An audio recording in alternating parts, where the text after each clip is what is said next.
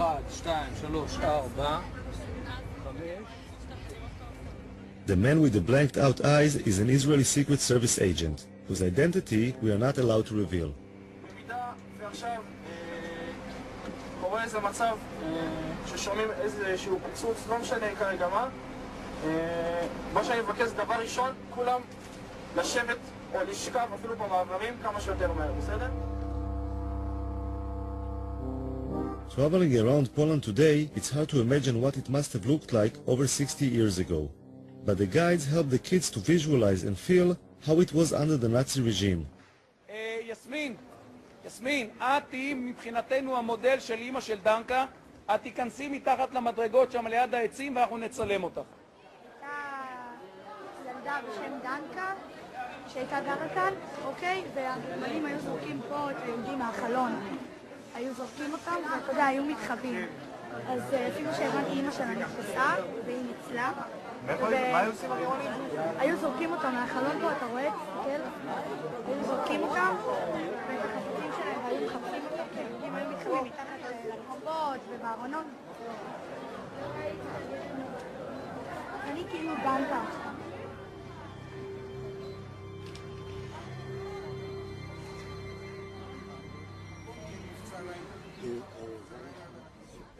בגטו לובלין. גטו יהודי בעיר לובלין. Израиль? No to mógł po Izraelu, ale nie tam gadasz jak po chińsku. Ja myślałem, że z Chin jesteście. Kto gada? Izraelczanie? Pytam się skąd. A dopiero jak powiedziałem z Izraela, no to powiedziałem, że tak. English? הוא מדבר רעות על ישראל, הוא אמר שאנחנו כלבים. הבנתי. בואי כבר, מה את מדברת עם אחד כזה? רוני. למה איתך נתחיל לדבר? רוני.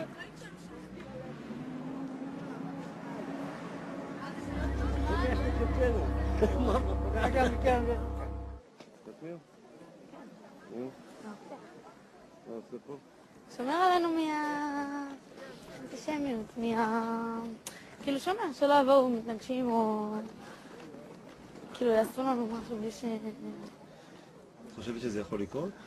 כן, זה יכול. הרגע, היום בבוקר היינו 3 אנשים מבוגרים יחסית, שרק שמעו שאנחנו מישראל ודפקו לי פרצופים ואמרו שאנחנו קופים וחמורים ועוד שנייה כאילו היה מכות שם. הם לא אמרו שום דבר כזה. לא? לא? הם כן. לא?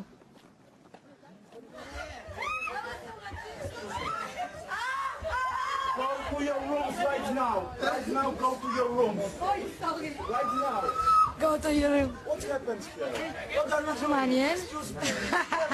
We have some other guests here. I know that the kids, but you have to understand us. We have some other guests here. They're coming down and then they are staying down. We won't pay for it.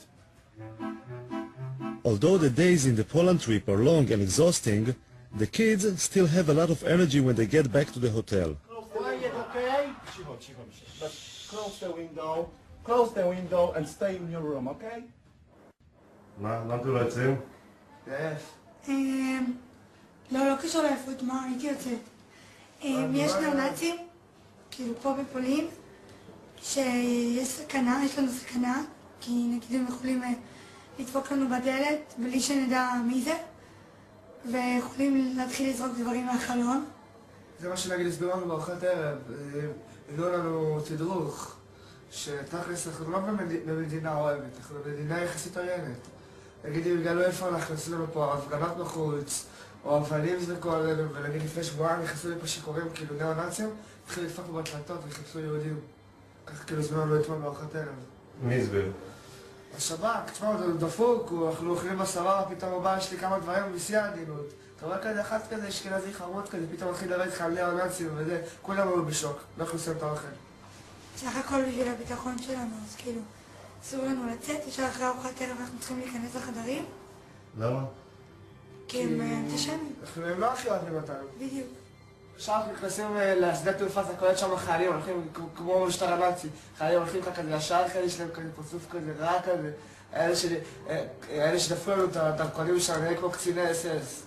As the kids were facing anti-Semitism in Poland, or at least feeling that they were, a case was reported in Brooklyn that seemed suitable for the film.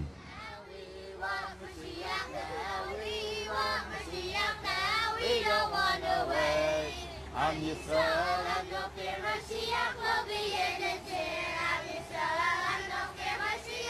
According to the report, a Lubavitcher yeshiva school bus, full of young children, had been pelted with stones as it was making its rounds dropping off children.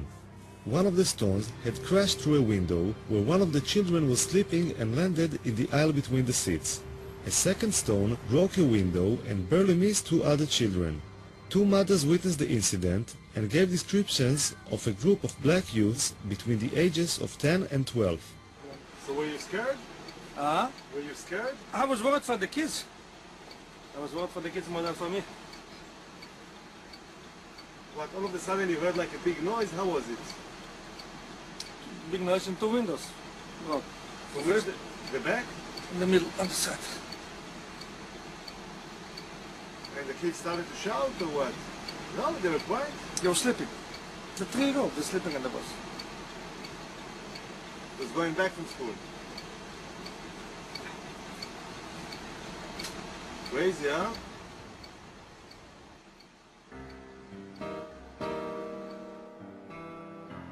Crown Heights is a mixed neighborhood of Jews and blacks. In 1991, there was a lot of tension between the two communities, leading to the Crown Heights riots, which went on for 3 days and resulted in many casualties. This is Binyamin Lifshitz, the local reporter in Crown Heights. Maybe put your arms like, Folded? yeah? I'm not a poster boy. He was the first to report the Not incident. a big, strong guy. See where the rocks went into the bus over there. Wait, can you go back to that? And, I mean, most of the crime incidents in Crown Heights are targeted at Jews. It's always been known throughout the course of history, Jews are soft targets. We've been the victims of so many major incidents, genocides and catastrophes and holocausts and everything. It's just the way we are. We've always been victimized. When a black guy sees two people walking down the street, a black person and a Jewish person, his choice to attack someone will not be a black person. Because a black person, you never know. What is that guy? Does he carry a knife? Does he carry a gun? A Jew is a soft target. It's always been known like that, which is why we always encourage to walk in pairs, which is why we don't walk so much outside, like at night, so to speak, alone.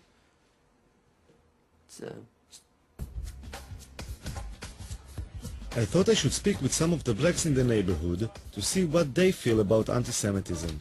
I mean, like, today we interviewed this guy, and he told us if there's going to be like a Jewish guy and a black guy walking in the street, and somebody wants to rob, they would go for the Jewish guy because he's an easier target.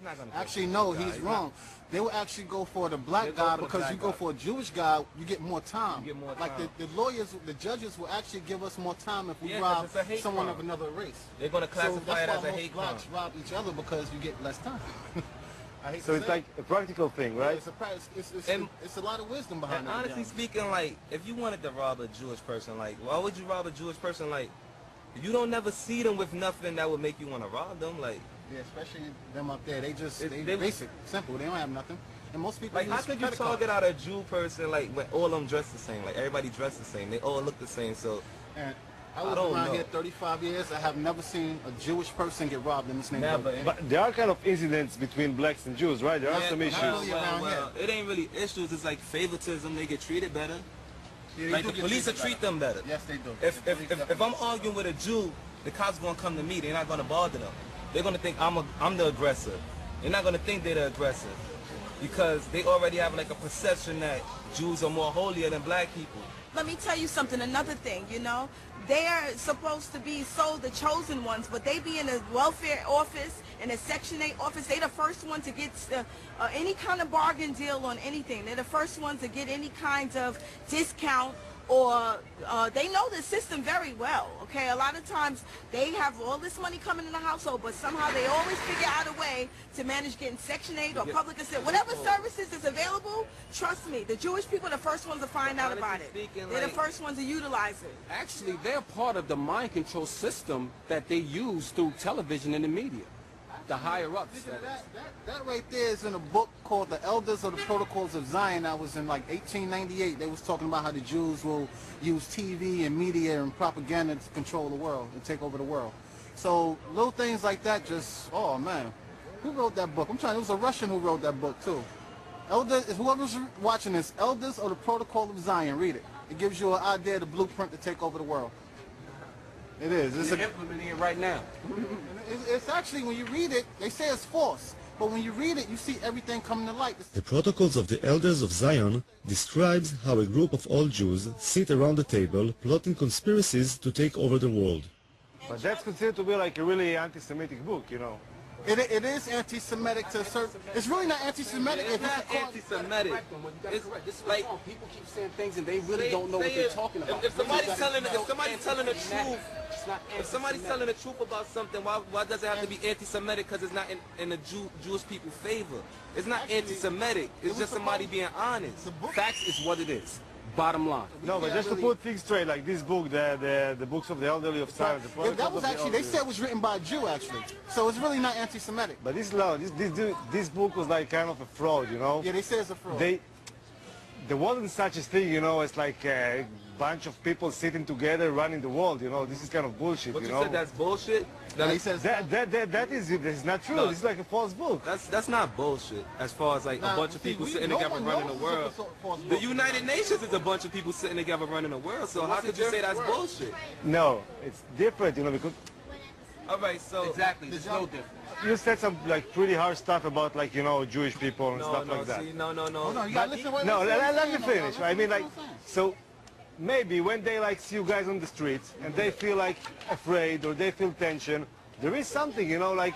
That goes to what I was telling you before. They don't know us. They never took time to get to know us. She was telling you that they separate themselves from us. They don't want to know us. So when you don't want to get to know someone, you would never... Speaking, you can't. You're trying to manipulate the conversation. No, I'm just asking. No, because we told you we have no problem with them. Hold on. First of all, why wouldn't we be afraid of them also? There's a misunderstanding and there's a lack of communication. How do we know that we're safe amongst them? I mean, Talking with them made me realize that living in a mixed community can create a lot of tension that can be easily inflamed. I went to talk about the situation with Rabbi Hecht, one of the leaders of the Jewish community and Commissioner for Human Rights. Even the attack on the school bus.